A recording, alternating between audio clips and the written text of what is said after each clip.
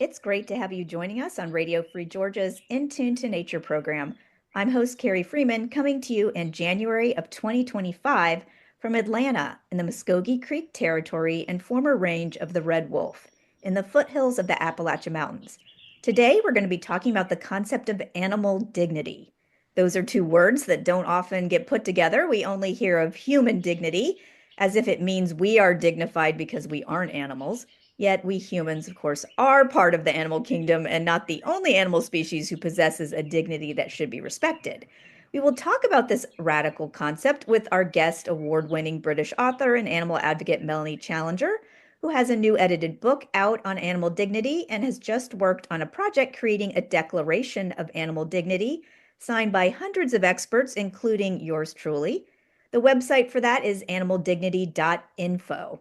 There's also a pledge there that people can sign, and we'll probably talk more about that. Let me tell you a little bit about our guest, Melanie Challenger. She's an award-winning British writer on environmental history, philosophy of science, and the relationships of humans to the natural world. She's also an advocate for animal protection. Melanie is deputy co-chair of the Nuffield Council on Bioethics and is VP of the Royal Society of the Prevention of Cruelty to Animals, the RSPCA. Melanie is also a founding member of the Animals in the Room project, where she is involved in devising new models for representing the interests of non-human animals in decisions critical to their lives, bringing them into the decision-making room. As a writer, Melanie has researched Arctic and Antarctic environmental issues, including the history of whaling. Her first award-winning nonfiction book in 2012 was titled On Extinction: How We Became Estranged from Nature. Melanie has written for publications such as New Scientist, The Guardian, BBC Science, Focus, and hosts the podcast series The Psychosphere. All of this is outlined and shared on her website, melaniechallenger.com.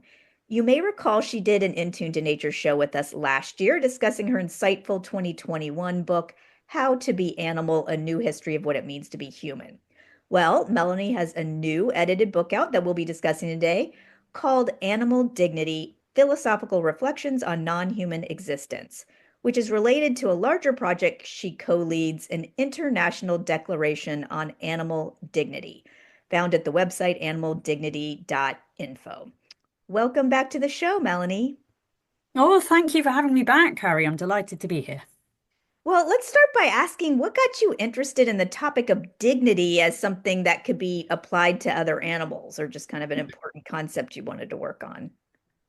Yeah, well, that's a funny story in some ways because anyone who might have read How to Be Animal would know might notice straight away that I actually sort of critically deconstruct the idea of dignity. I sort of myth bust dignity a little bit in that book. And don't anywhere in that book apply it to other animals. All I do is try to understand how we arrived at a particular version of dignity. Dignity has actually appeared in lots of different forms through history, and also with kind of different, not different, same concept, different word in other cultures around the world. But in the book, I criticize a particular form of dignity that sees it as a sort of human essence, if you like, Right. a soul-like essence. Um, but actually, because I had to look at dignity a lot, that once that had settled in my mind, I'm talking months, sort of years after I wrote that book, and I was doing my work much more on how we can overcome the barrier that people have in recognizing the agency of other animals, their intelligence, their sentiency, and so on. What is causing that psychological gap there that prevents people from recognizing the capabilities of other animals and taking them seriously and seeing them as objects, if you like, rather than as subjects? And I then started reflecting back on dignity because dignity is an incredibly useful concept for human beings. We use dignity an awful lot, particularly in settings where we're vulnerable and in settings where we are being robbed of those qualities and aspects of our lives that make us vulnerable to one another. Um, we use it so well, and it turns a lot on, overcoming objectification or having some sort of almost promise in place beforehand that you will treat one another as subjects of equal value. And that was the seed for me, just my own personal journey towards animal dignity. That was the seed for me to start thinking about dignity as a concept that actually could do some really good work for non-human animals. Yeah, especially since if you say it revolves around entities when they're particularly vulnerable, we know that non-human animals are often vulnerable, often due to what humans are doing to them. So, yeah, I like. Absolutely. I mean, let's think. So I work in bioethics, as you said in the outline at the start, and so that's for people who don't know what bioethics is. Bioethics is really all aspects of advanced or novel technologies, or the application of ethically complex challenges that arise from our biology in different kinds of ways. So it could be, assisted dying, for instance, could be a topic we would look at, or genetic engineering, or any of these aspects of our biology that end up being important in a sort of research environment or in technology. That's the sort of overview of the work of bioethics. So within health ethics, it's certainly dignity is incredibly important. And where does it crop up in particular?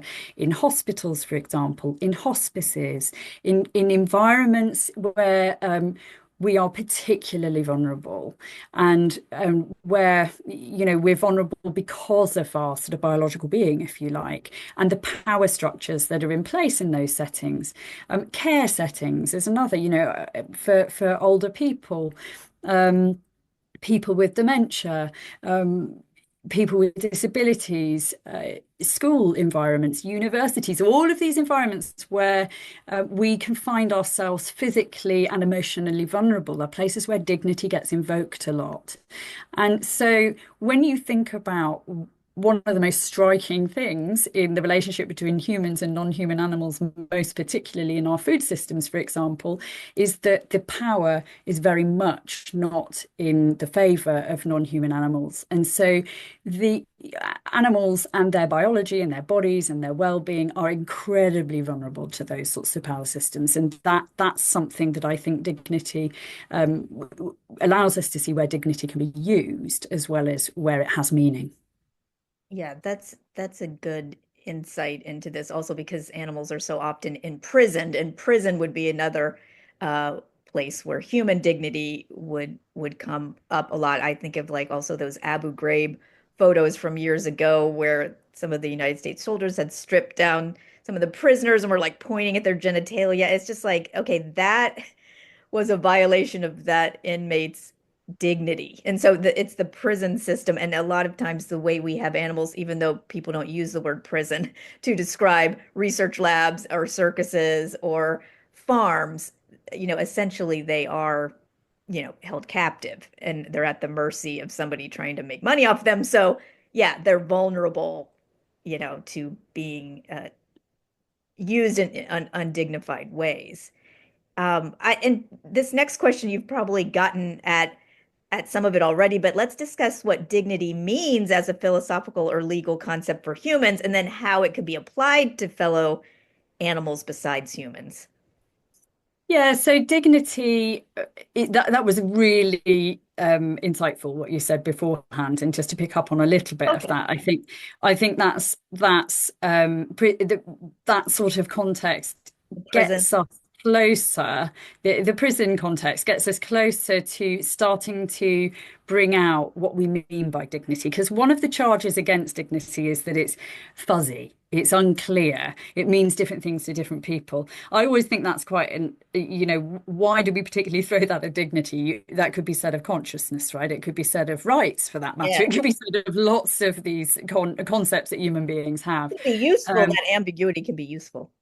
It can be, but actually we do find that there are certain things that come up. So autonomy is something that comes up in dignity. Now, dignity that doesn't mean dignity is autonomy. It's not quite the same thing, but we know that dignity is in there.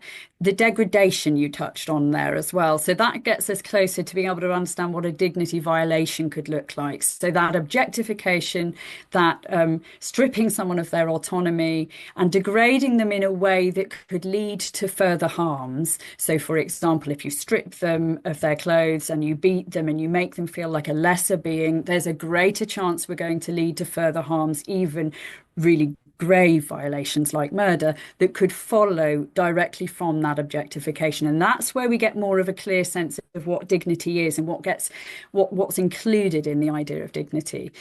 But actually, the thing that's important for us to understand about dignity itself, so dignitas, the kind of really, really old sort of ancient world idea, was much more to do with your kind of standing, your social standing. Yeah, that's one of the connotations of it. That's like kind of an uppity word. Yeah, yeah, The sure. It gets used, dignified with person, royal like the context, king and doesn't queen it? are supposed to be dignified and the peasants are not, or something. Yeah. Absolutely, absolutely. It's very much originally was kind of rooted in the respect we owe to those who are above us or who are special or who are worthy of honor or whatever it might be. Um, what happened, and it's complicated, and actually there's a really great in the book, there's an excellent sort of opener by the philosopher Remy Dabe, who tells us sort of early on what slowly some of the ways in which the the sense, and concept of dignity started to shift. But the key time came in the Second World War when dignity became a really useful concept, and its correlates in other European languages, like sort of worth, a similar sort of idea in German. The idea that we had to have a that respect status, if you like, that comes from that old idea, but that we don't just owe it to some members of society, we owe it to all human beings. So it became this respect and standing that people are owed by dint of being human beings. And Um, particularly in and response to the Holocaust, do you think with World War II, when you mentioned World War II, that absolutely, is absolutely. one unique aspect of that war beyond just regular killing by weapons? Yeah. A lot of Yes, and rights obviously. declarations came out also after World War II because of that. And dignity is kind of part of that concept. I like how you say now it should be applied to everyone, not just Yeah, well, some group. dignity in the so in 1947, when we get the Declaration, the Universal Declaration on Human Rights, dignity is what grounds human rights. So the dignity of the human person. Um, what isn't made absolutely clear is what it is about the human person. That's left, that's for some people it's their moral capacity. For others, it might be, their personhood. For others, this is where all of our ethics can and moral kind of concepts can get a little bit blurry. But in essence, dignity was really much more about just saying, look, we're all kin, we're all together, we all matter, no matter what age we are, how smart we are, what capabilities we have. Simply as humans, we matter. We should be treated with value. We're owed a basic respect because we have dignity as human beings. We matter, and therefore we have moral standing. And that grounds the rights that you're then owed universally. And so that was a very important moment in which sort of dignity got enshrined in the basic moral standing that we have. Really globally. I mean, it's in so many constitutions around the world now. And it helps us legally, as I said, because it gives the foundation for why you have legal rights. And then are some of the same concepts from dignity then applicable to fellow animal species as well, like the sense that they should be able to be autonomous and make some decisions over their lives, and we should not degrade their status and use them and diminish who they are or things like that, even though we haven't. used that term and applied it as much, even then in the animal rights movement, we don't tend to use the term dignity to describe um, aspects of animal rights or anything. So, what was it that you thought kind of did make that leap into the other animal species where the concept should apply? Sure. Well, so that, I mean, there's quite a lot of complex things to unpack here. But firstly, so that's the kind of legal and moral aspects of dignity as the modern concept that it is today. But actually, then there's dignity in use, and as we've alluded to already, dignity in use is a sort of um, a, a useful idea for people that we do in a more, less formal way, embed in sort of the way in care guidelines within hospices, within hospitals, within those sorts of settings is strongly related to the more sort of legal and rights-based dignity, but it's much more focused on dignity in practice. So it's much more focused on recognizing, not objectifying, recognizing biological vulnerability and having a baseline respect for one another and a duty of care that follows from that.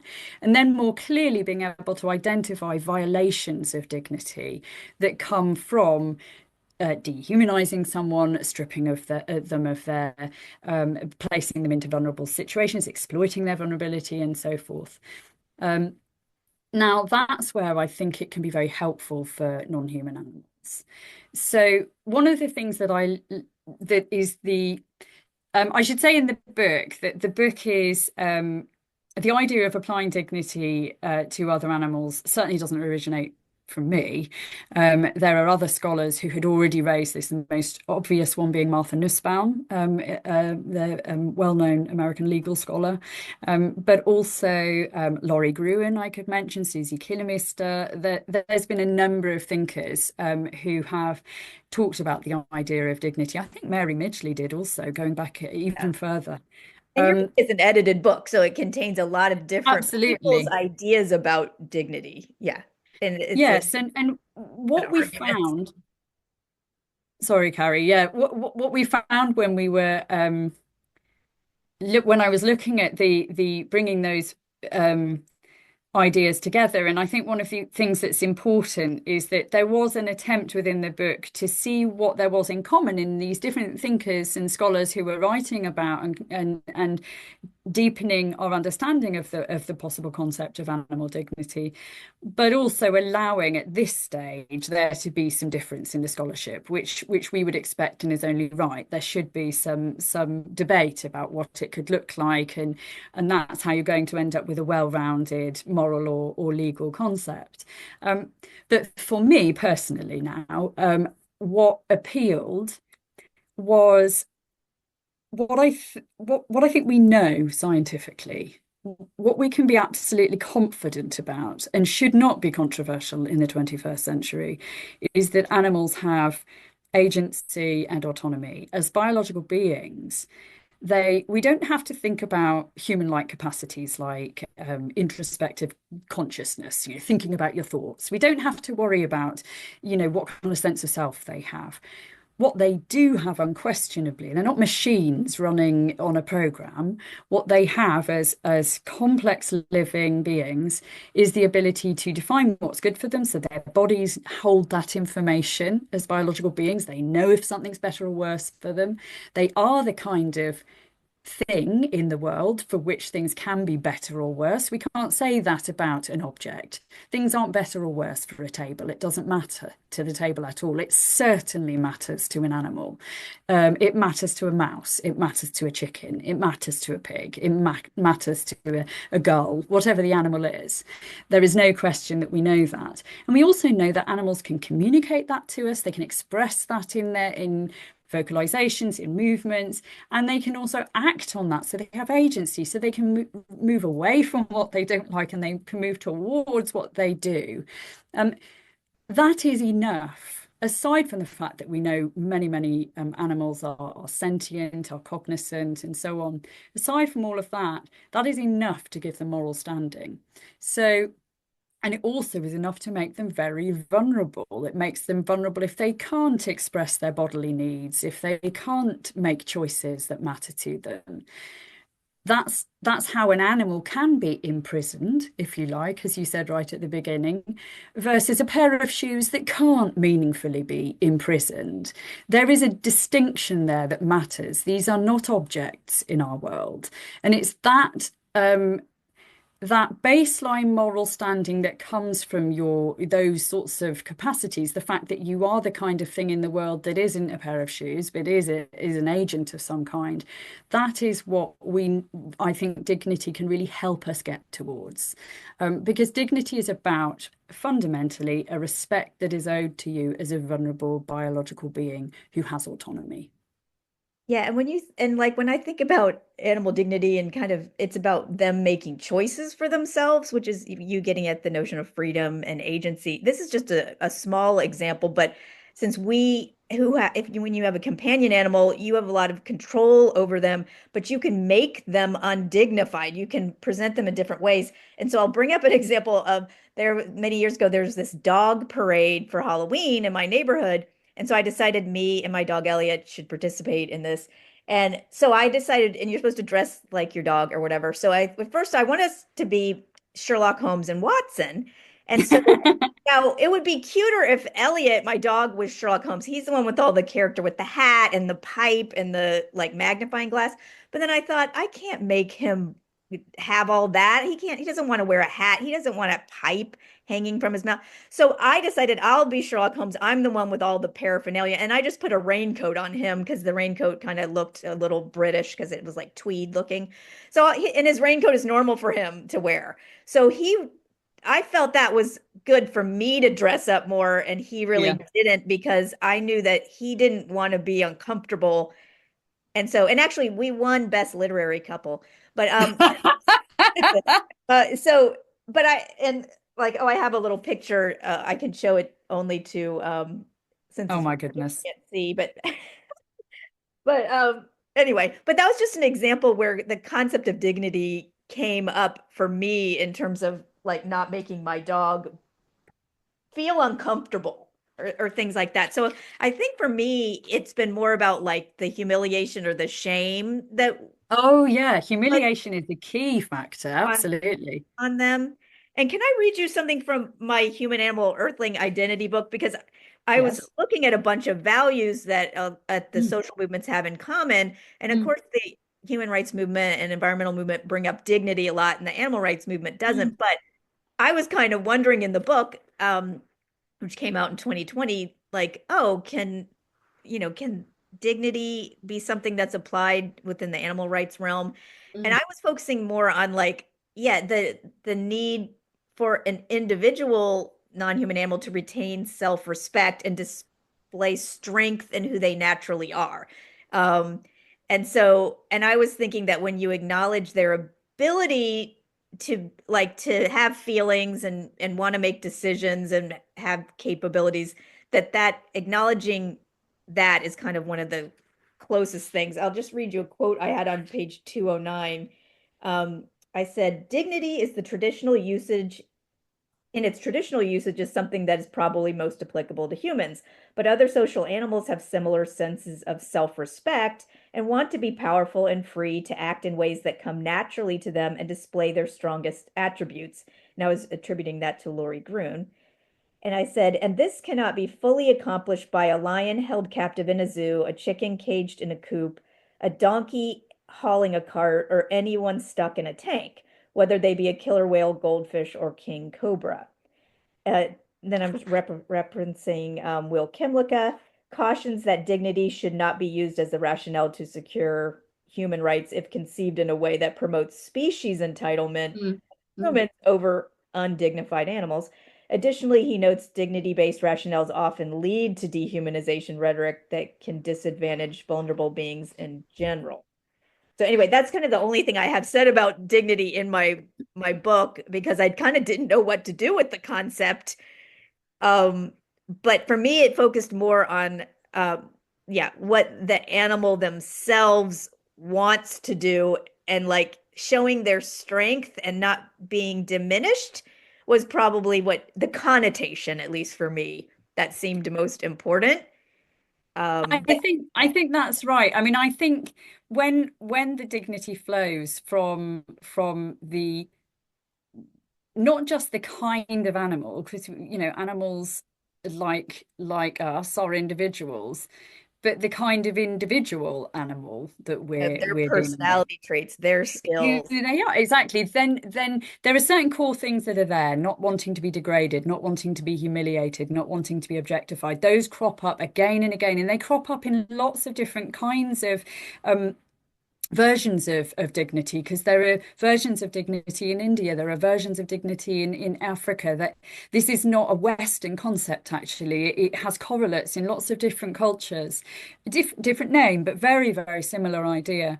And I think, there are certain core things that come up again and again. And similarly, on the reverse of moving away from those kind of negatives, on the reverse side, being able to express your autonomy, as you say, and be able to have the freedom to express what it is that matters to you, what keeps you flourishing, and so I have two things to respond. I think dignity does help when we look in the concrete. And for me, actually, I had a similar sort of experience with I don't have any companion animals, but my father-in-law, his dog Oren, lived with us for 6 months, and I got pretty close to Oren. And and we're still close all of these years later, actually. But there was one occasion when there was a thunderstorm, and I had my youngest son, only little at the time, and the thunder started going, and he just, crawled across the room and sort of crawled up my leg and got into my lap and just sought support and Yeah. comfort. And he was trembling, he was anxious. At the same time, Oren, he slightly wet himself. Oren is the dog, and he came next to me and he pressed against me and he was shaking, and Yeah. he had that kind of cowed look of fear. I mean, he was frightened and distressed, and he drew towards me to seek social comfort. So I had, on the one hand, this little 2-year-old sort of cuddled up in my arms, and right next, pressed right against my thigh, I also had Oren, who was seeking that physical comfort and seeking to get his body, back in homeostasis, getting back into a state of well-being, because he was scared. And I thought, gosh, again, that that could be ignored, that could be treated, he could be shouted at because he's sort of soiled the room, he could Yeah. be forced to go outside. Mm. Those for me would be dignity violations. They would be a failure on my part to recognize that he is a being of vulnerability, of that is owed respect, and who is seeking support in that situation. And it's very clear that there's a consequence to that you have some duties that you owe to that vulnerable being who's reaching out to you. And that Oren made dignity come to life for me in the way that he was relating to me, in the kind of way that he was seeking help in his vulnerability. But there's also a lovely quote from the book that I want to. It's actually from her book. Uh, but she talks about dignity within this. This is from Martha Nussbaum.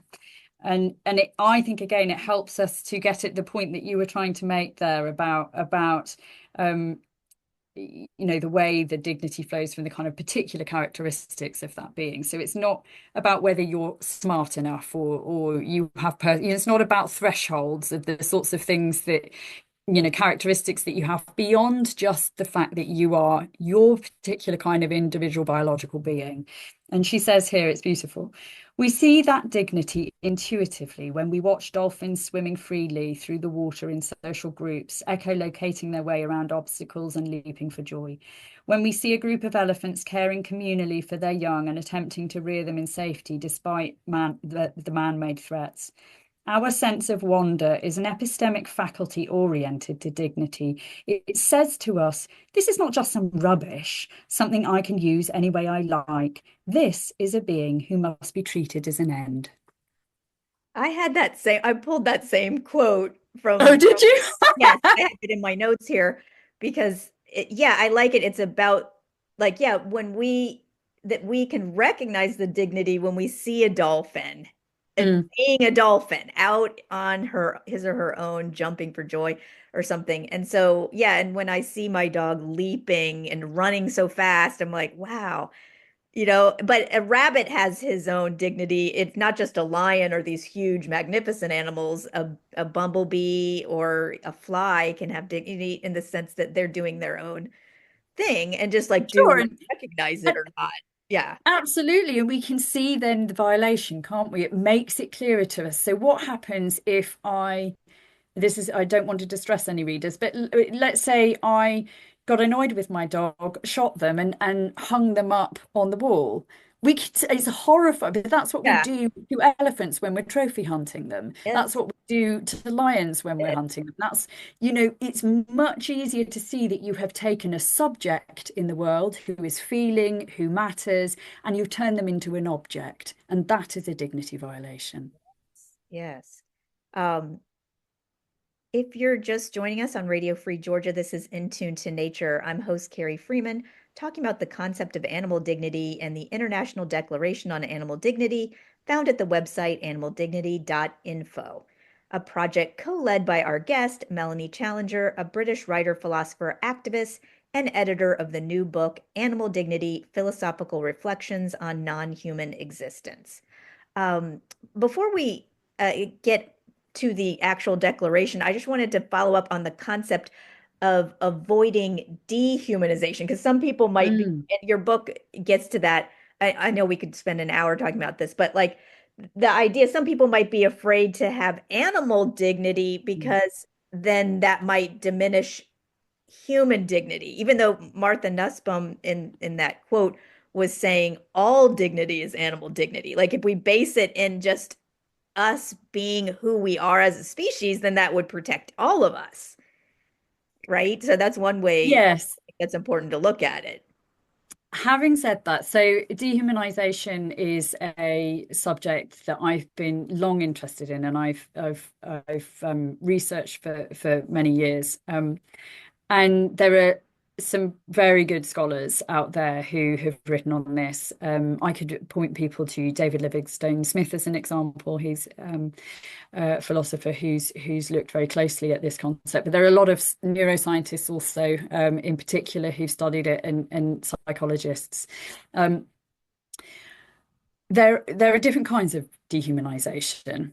But one kind of dehumanization is animalistic dehumanization. So this is where the fear comes from, and I think it's a very valid fear. So human beings have and continue to, and probably have done for a very, very long time, exploited certain kinds of animals. Now, it's not all animals.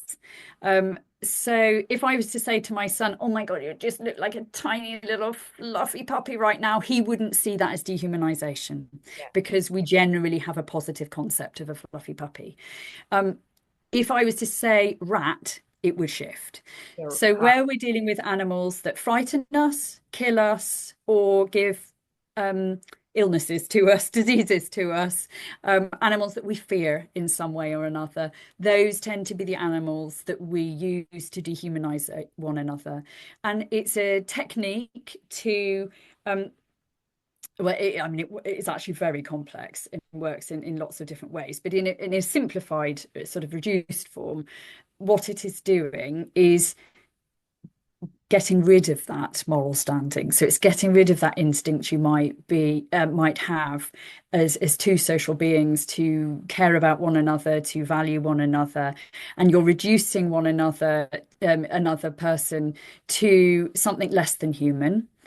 Um, More than that, you're turning them into something that gives you permission to be aggressive towards them or to care about them less. So it's a very particular psychological step or series of steps that we take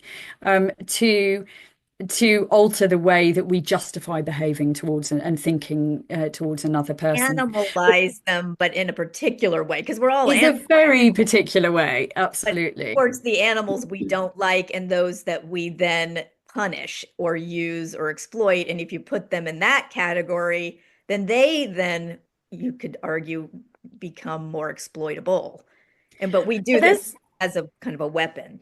absolutely, absolutely, and and to give us more social flexibility to do things that the other parts of our Give social cognition, ourselves privilege at their expense. yeah, to do horrible things when it suits us to another person, and to ignore all of the signals that are coming from that person that they are valuable, that they matter, that they have thoughts, that they, have mind and feeling and all of the rest. Um, this is an extremely interesting, very, very important to our humanity, but and not as well understood as it should be, actually, aspect of the way we relate to one another. But there is some interesting work that's been done on um, overcoming dehumanization. And this is where we can take some hope. There are a number of studies that have been replicated where if you take groups that tend to dehumanize one another, so participants from groups that have dehumanized one another, I won't use any specific examples here for the sake of, politics, but every kind of human can do this, is what I will say. And all cultures have a tendency to do this, and all human groups have a tendency to do this. But if you take two groups who are dehumanizing one another, or two individuals, and there's animalistic dehumanization happening, it's been found that if you sort of do some work with them and you preload the idea that actually humans are just like animals, they're kind of, none of us really matter, we're all just animals and none of us have any moral standing really, and then you amplify the dehumanizing tendencies. You don't make it any better. By lowering All the kind of just, down. you don't, yeah, by dragging someone down who's Yeah. dehumanizing, you're not going to make them, dehumanize any less. If, however, you show them footage, for example, of animals behaving with intelligence and sensitivity. There was a great viral video a while ago of a mouse tidying a workshop every night, and the man was coming back to his workshop and finding everything being tidied, and then he put a little camera there and he found that it was a mouse that was just busy tidying his desk for him every night. Wow. And it went really viral because people could see this little mouse just, that we might otherwise be frightened of, just behaving in this really extraordinary, very deliberate, and for many people very cute kind of way. If you see something like that brings that animal to life for you, and it gets you taking that animal's perspective a bit more, um, and then you say, well, actually, all life has value. We are all wonderful. We are all kin. We're all special. That has been shown to reduce the tendency to dehumanize. So it isn't a problem necessarily, although I understand the fear, but it isn't a problem of stripping us of respect. It's about elevating the respect of Yeah. non-human life. Like if we elevate the respect we give to all animal life, it elevates humans as well, as Yeah, opposed and it to does. like just trying to bring humans quote unquote down to the level that we have animals, other animals at. Like, let's bring other animals kind of quote unquote up to the Yeah. level that we're at. And so that's like a safer route to get to that.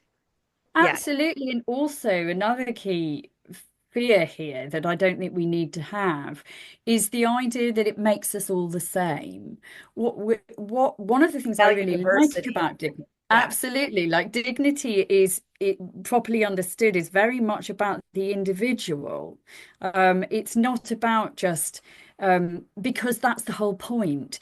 When you're dealing with someone with dementia, for instance, they might not have the kinds of traits that we prize so much. They might have lost their rational capacity. They might have lost their ability to have autonomy and take care of themselves in the same kind of way. But because they're human, we love them and respect them. Because they're a living, vulnerable biological being, because they're a human, because they're kin to us, we love them and respect them, and we give them standing. But they've lost many of the traits we might claim make us so special and exceptional. That's why dignity is so great. It's a great leveler in that way. But what it means is that we look at the individual. So we don't need we're not saying that, our dog is like us. Actually, human beings remain exceptional in a lot of our very specific traits, and the duties that might follow from being human will be different to the ones that we would have for a dog, or the songbird in the back garden. You're not saying they are like humans, Yeah. or that humans aren't exceptional. Humans absolutely are exceptional. We are an extraordinary animal, and we're an outlier for sure. What it is about doing is recognizing we are alike in our biological vulnerability and we're all owed a basic respect. Yeah, I also pulled the quote from your book from Lori Gruen saying like maybe we should avoid de-animalizing any animal as well as dehumanizing any human. And so and I was kind of wondering, is it more about de-individualizing anyone? Like to your point that every human might have different capacities at various points in their lives and they still deserve respect. Not, they don't have to have the same thing just at the species level. But if it was at the species level, you still can value some things that are unique about each species. So we don't want to dehumanize humans, de-bear bears, de-pig pigs, de-blue jay a blue jay. Yeah, Yeah, those yeah, words yeah, don't make sense, but like de-dog a dog. Or because like also, let's say you came over to my house and I had biscuits. I might throw biscuits on the floor for my dog Elliott, and he loves, and that's kind of we do that every day. That's how he eats. But I'm not going to do that for you because as a human, you don't eat off the floor. But for him, eating off the floor is not undignified. That's like no, how he wants to eat. absolutely. So it's like, but you're both eating the biscuits or whatever, you know. So that's the problem, I think, is when you treat a human in a way that isn't human-like and is more like what another animal would be, you're kind of putting them in an odd, humiliating situation.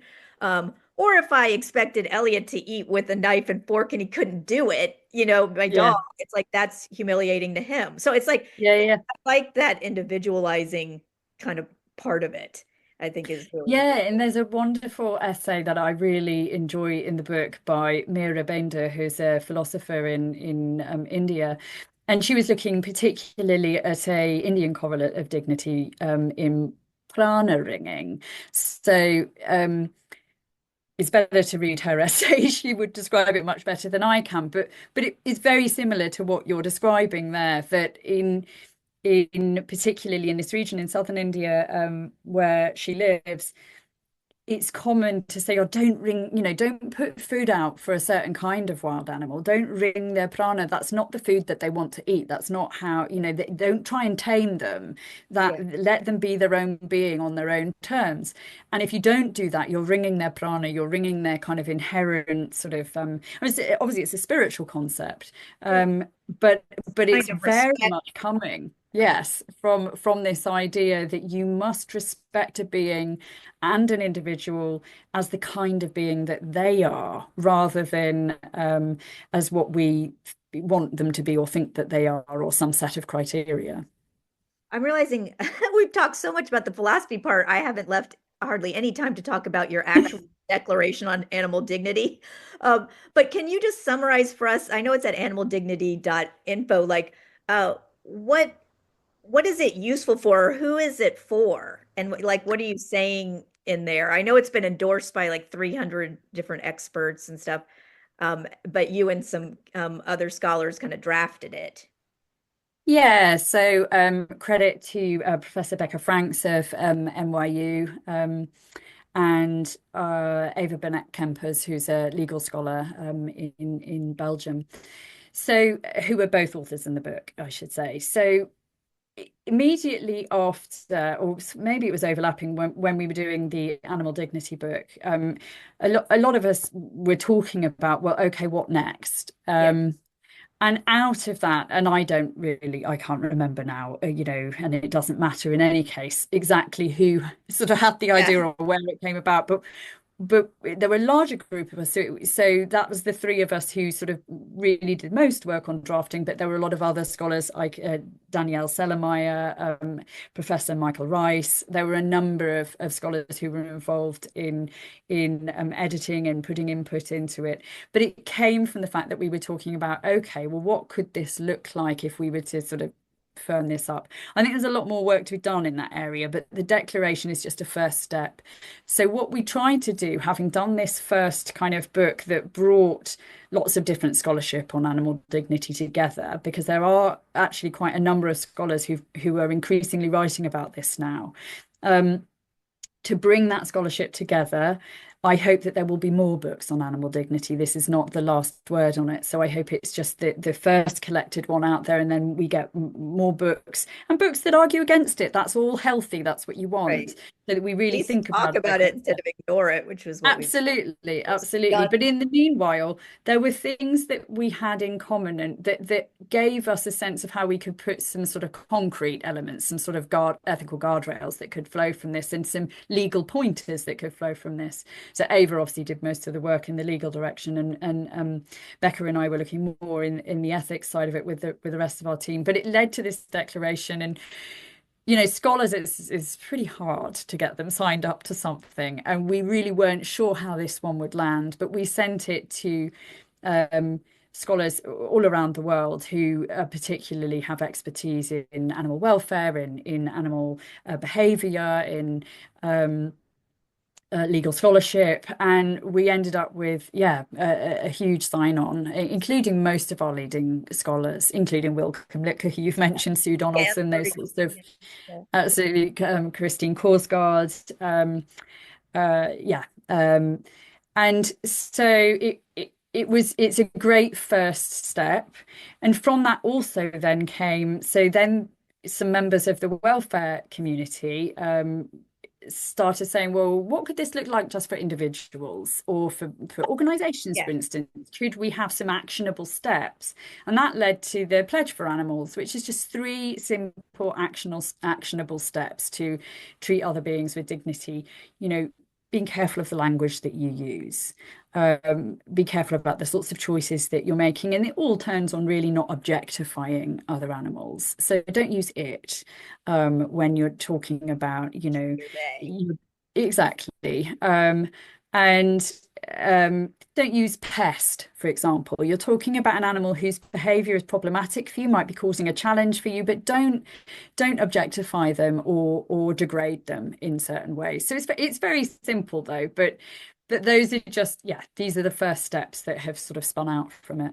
And were you thinking like, because somebody might argue, well, we have declarations of animal consciousness and Yeah. declarations on animal rights and welfare and some stuff. The welfare stuff is kind of maybe in the UN charters, and the rights stuff probably comes more from the animal rights community.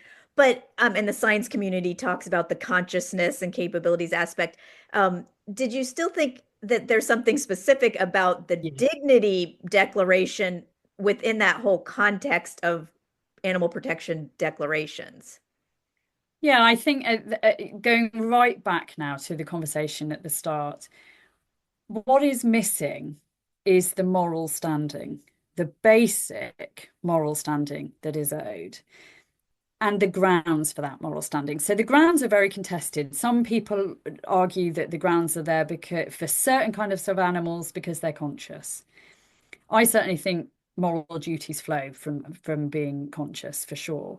But is consciousness the only grounds? It certainly isn't our grounds. Our grounds is our human dignity for being humans. But others might say sentience, that's another one, that expands out a little bit further. But sentience is a complex one as well. And it isn't what it isn't what we in fact do with one another. We have some misconceptions around this. Mostly we ground the value that we owe to one another in our humanity, rather than in these specific aspects of our humanity when you really drill down into it. So one of the things that I think animal dignity is good for is giving a respect status that is owed to animals simply because they're animals. So it gives them that moral standing that they need. And from that moral standing, you can start getting into the detail more. So, well, okay, what duties follow from that? What laws might follow from that? But unless you get that moral foundation in place, then it's very difficult to make that move. And I feel that while it's still so contested, just having a basic respect because these are vulnerable beings with agency who can be harmed by the kind of power structures that exist. It gives us a good basis. there's a lot more work to be done in that direction, but we do see animal dignity cropping up in Constitution, Switzerland being the most well-known one, but there's signs of this, particularly in Europe, most recently also in Spain. Um, that said, uh, I think dignity is also helpful in its practical sense, as I've already said. So I think veterinarians can be thinking about dignity. Um, Pet owners can be thinking Yes. about dignity. The National Geographic can be thinking about dignity. Why not have, it doesn't have to be legal, but why not have some guidelines, just like we have care guidelines that are based on dignity in care homes? Why not in these situations where animals can be vulnerable, live by a more respectful way of being and give it that name? Why not? I think it's a very helpful um, uh, way of just assisting us in relating in a better way to another living being. Well, Melanie, to wrap up, can you tell our listeners some things they could potentially do if they want to support the Declaration on Animal Dignity or just the idea that other animal species have dignity that should be respected? Yeah, so if you go to the website isn't owned by any one person. It's really there as a historical document for the sort of animal dignity movement. But what you've got there is the pledge for animals that businesses, organizations, or individuals can take, that gives you these first steps that we can take to think about and orient ourselves to other animals with greater dignity. Um, so you can literally just go on and take the pledge. You can read Yeah. through it and you can take it. You could become part of the movement in that regard and help to sort of normalize the idea and help to spread the idea and therefore hopefully spread a better um, set of relations with other living beings.